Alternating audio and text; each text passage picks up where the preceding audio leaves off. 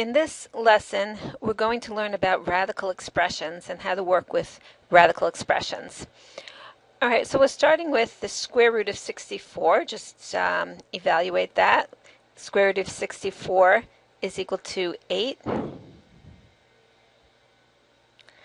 And that is because 8 squared is equal to 64.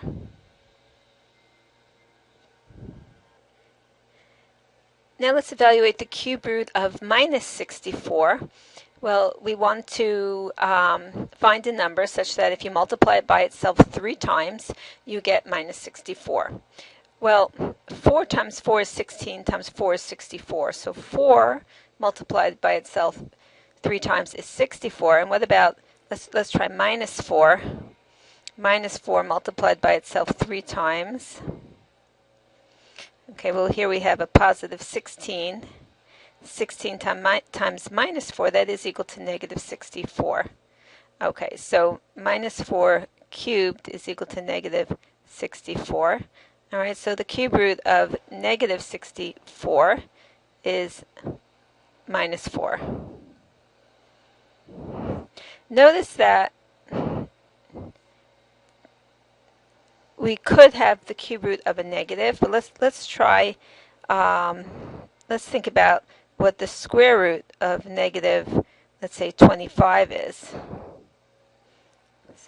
So is there a number such that when you multiply it by itself you get negative 25? Well, 5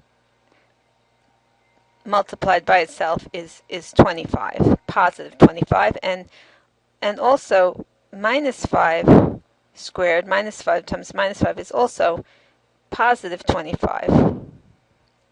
In fact, there is no number such that when you multiply it by itself, you get a negative, certainly not negative 25. So we say that the square root of negative 25 is not a real number.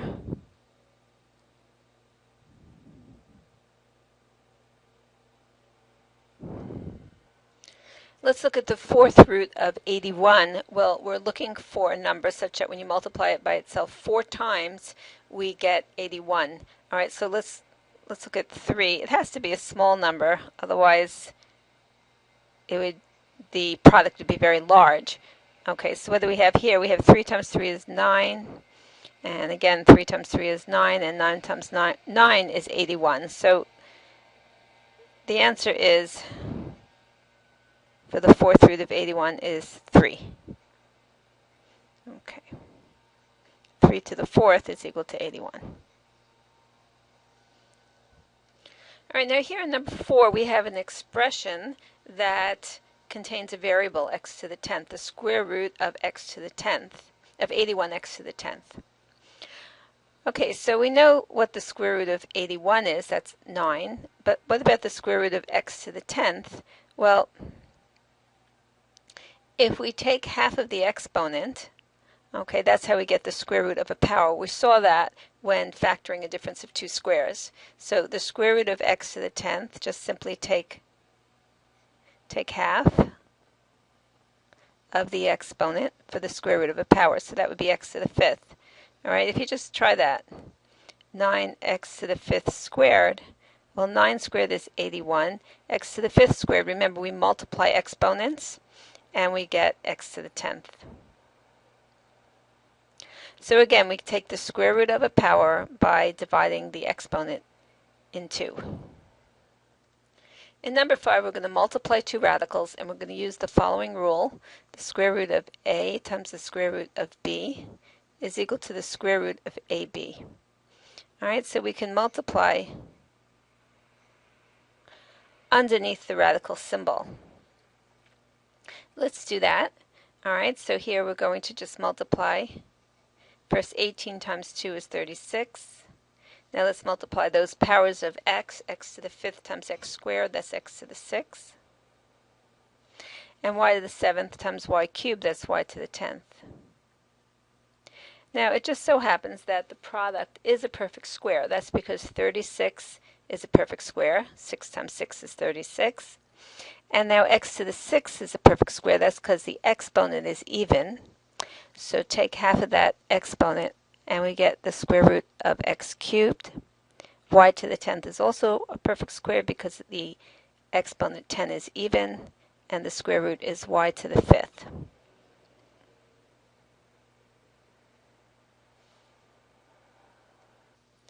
In number 6, we're dividing two square roots, and we're going to use the following rule, similar to the multiplication rule. We can divide underneath the radical symbol. So let's do that here. So we'll put the expression underneath one large radical symbol, and then we'll work underneath.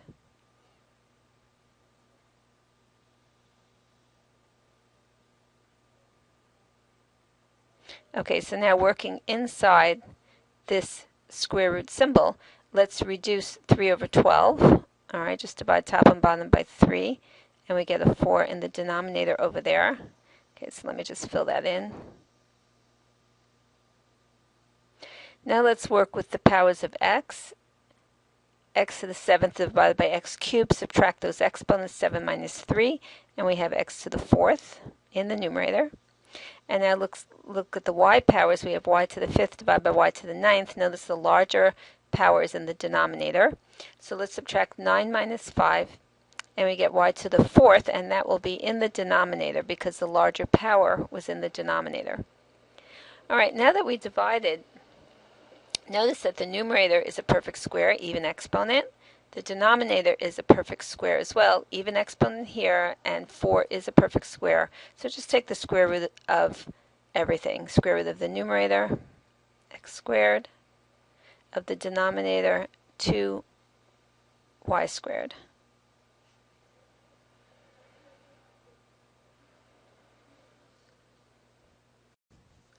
Number 7, we're multiplying, and again we remember the rule that we multiply underneath the square root symbol. All right, so first let's multiply 3 times 5. In other words, we're just going to multiply the numbers on the outside, and then we'll multiply the radicals. So these coefficients will multiply 3 times 5, that's 15. And now multiply the radicals, root 7 times root 2, multiplying underneath the radical symbol, we get the square root of 14, 7 times 2.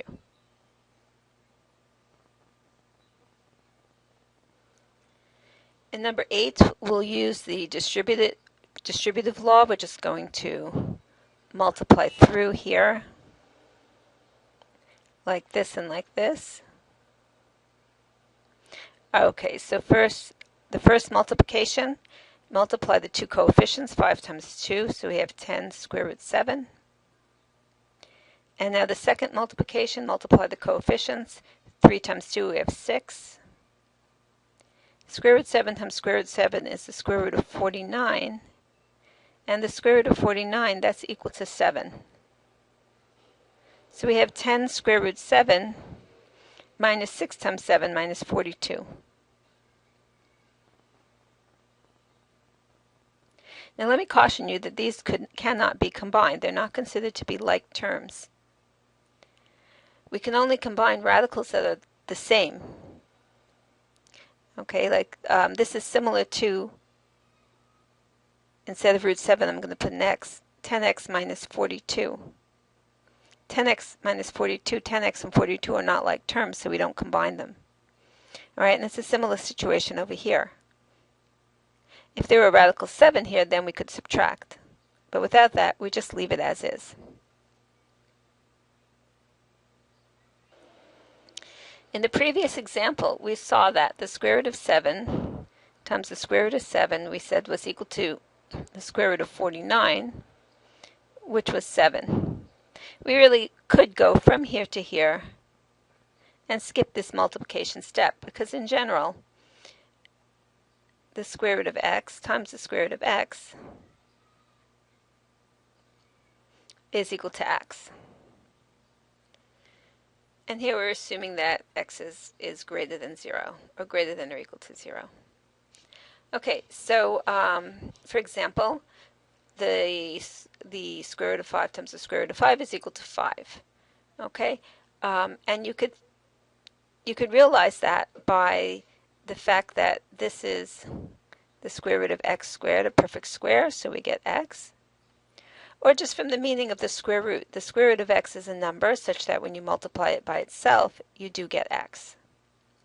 So here we have square root of 793 times square root of 793. Now we're not going to multiply those two numbers. We're not going to multiply underneath the square root. It's just not practical in this case. We'll just go straight to 793.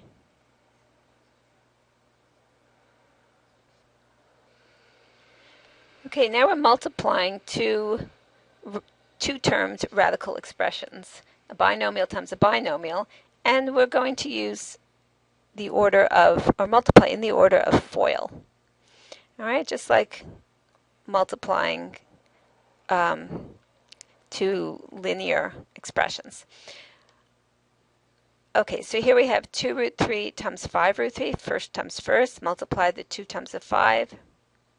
Square root 3 times square root 3, we're going to go straight to 3. All right, now here we have the outer. Okay, so we'll do 2 times minus 7, that's minus 14. And we have root 3 times root 3, that's square root 6. And now the inner, 4 times 5 is 20, so it's plus 20. And again, square root 6.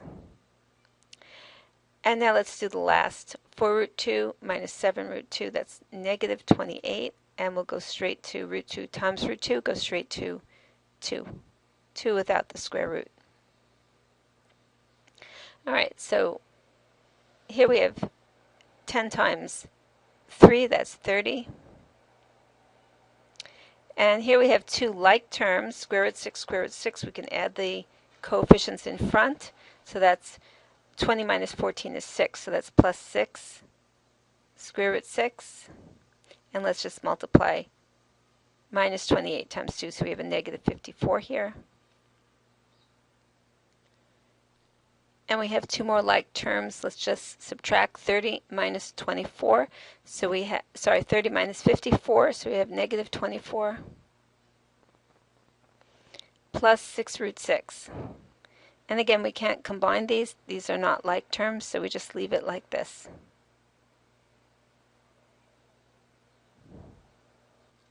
Okay, here's another FOIL multiplication. Notice this time we have what we call conjugates.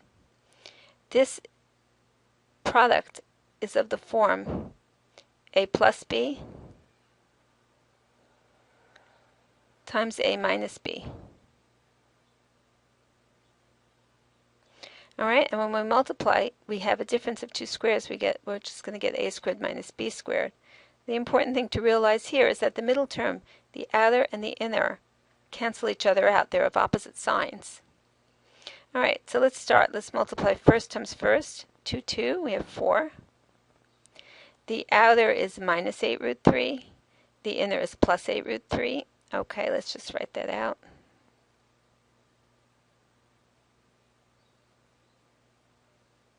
So we see these are of opposite signs. They cancel each other out. And how about last? For last, we have 4 times 4 is 16, minus 16. And root 3 times root 3 is 3, minus 16 times 3. Okay, so that's 4 subtract 48, which is a negative 44.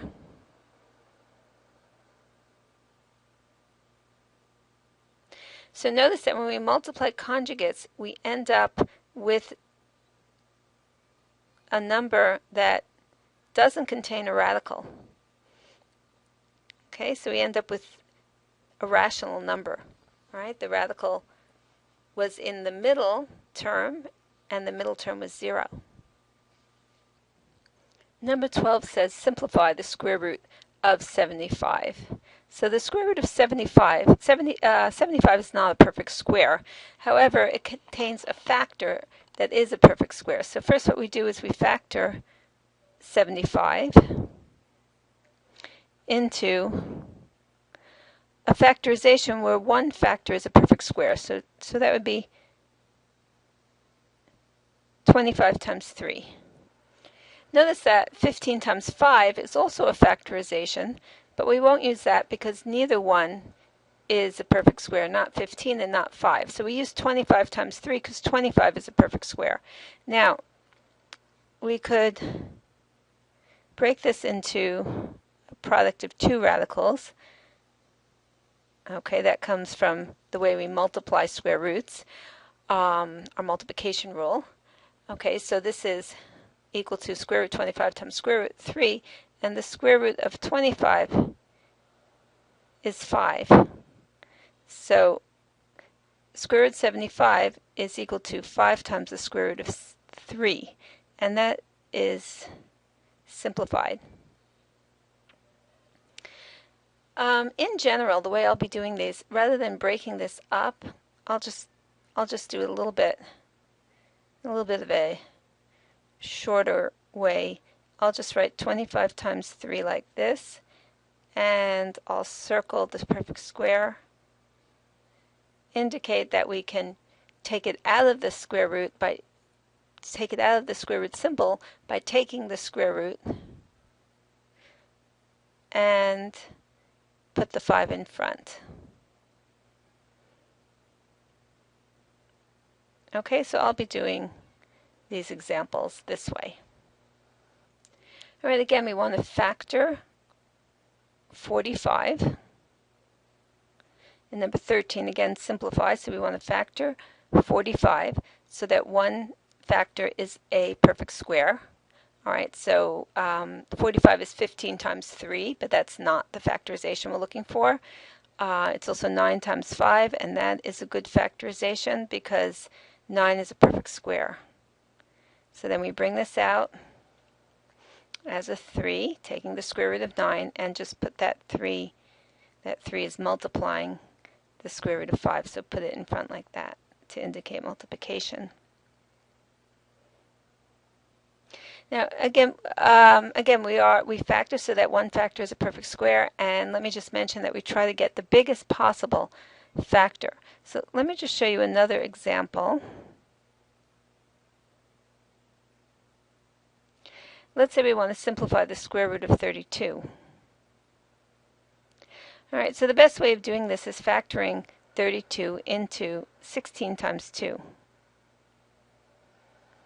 16 is the largest perfect square that's a factor of 32. Take the square root of 16, that's 4. All right, and then write this as 4 times the square root of 2. Now, some people might not have seen that factorization right away, but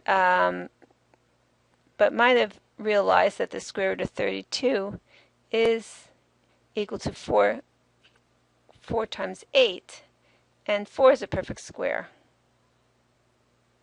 Square root of 4 is 2. So then we have a simplification as 2 times square root 8. Okay, well, how are we going to get that answer for square root 2? Well, it turns out that 8 can be simplified further, or the square root of 8 can be simplified further. Write 8 as 4 times 2. So in 2 steps, we're able to get our original answer. Bring the 4 out as a 2, multiply 2 times 2, and we get the same result, but in 2 steps rather than 1. So it's best to find the largest square root that's a factor of our number under the square root. That's called the radicand. All right, largest factor of the radicand. All right, now we want to simplify the square root of 162.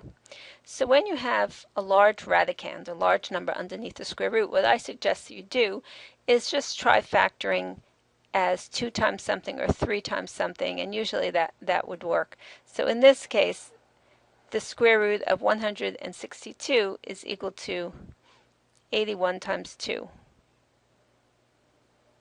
And 81 is a perfect square. Square root of 81 is 9. So here we have 9 square root 2.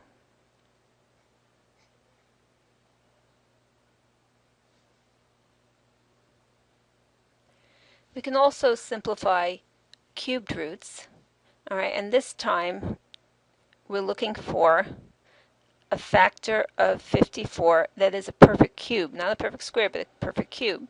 Well, we know our perfect cubes. We know that 2 cubed is equal to 8. Okay, that doesn't divide into 54 evenly. And 3 cubed is equal to 27. Okay, and that does. 27 times 2 is 54. So that's our factorization that we're looking for.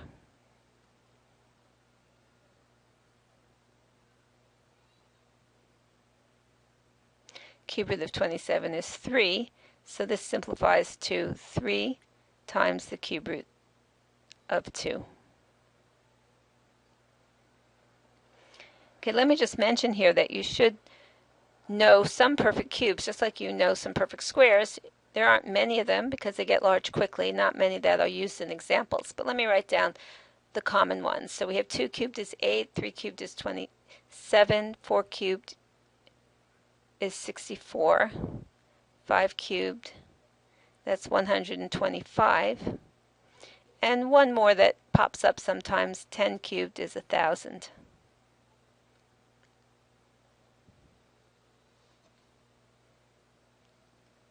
In number 16, we want to simplify the cubed root of 40. So again, we want to factor this into, we're looking for a perfect cube as a factor. Okay, so let's start with 8. 8 is a perfect cube, and 8 does go into 40. 8 times 5. Okay, so that would do it.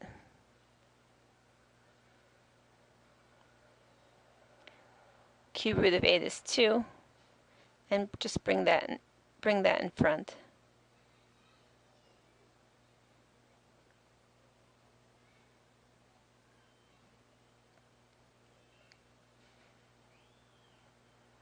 Okay, one other thing I'd like to mention at this point, let's say we have the following example. We want to simplify 7 times the square root of 50. All right, so 50 factors as 25 times 2, and the square root of 25 is 5. So what I want to emphasize here is that when we bring 5 in front, we multiply the 5 times the 7. Okay, and we get 35 square root 2. So again, here we multiply 5 times 7.